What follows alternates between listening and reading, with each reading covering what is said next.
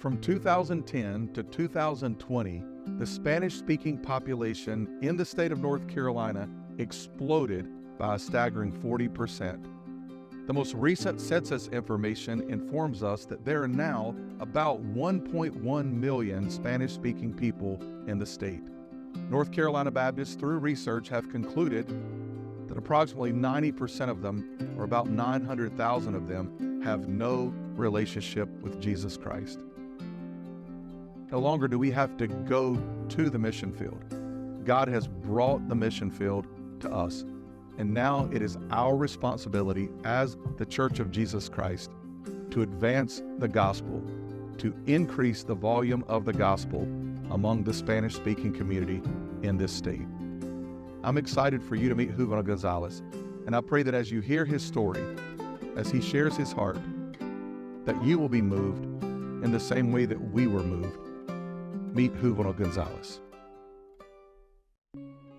Before I came to America, I was just a young man, 16 years old, living life in my hometown in Guerrero, Mexico. Well, I'm trying to come to America and cross illegal into the United States.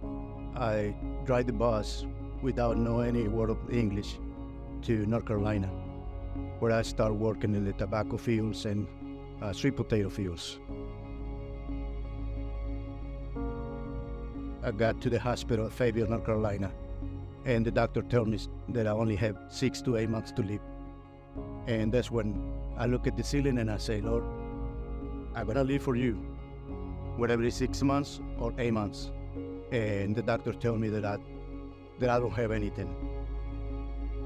And I knew who done something in my life.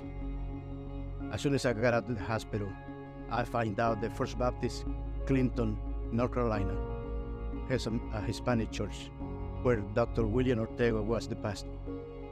I came to that meeting and I was ready to come to the altar and turn my life to Jesus. When Dr. William told me that it was a place to start a church, I said, but I'm not a pastor. And he said, yes, you got the calling. And he said, well, you want to start something like a Bible study?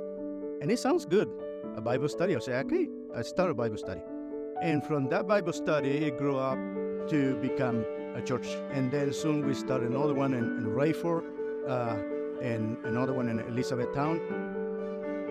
Well, to begin, I don't want to go back to Tijuana, but then we started downtown, and I see a lot of people doing drugs. And that's where we start our first church 3 months after we arrived in Tijuana. Until now, we helped to start churches up down the peninsula, Los Cabos, La Paz, and also Chiapas, and also Campeche for almost 18 years, a little over 18 years. We helped to start around 50 churches. Thanks to God that I became a U.S. citizen in 2003. I'm a migrant, but I call North Carolina first my home.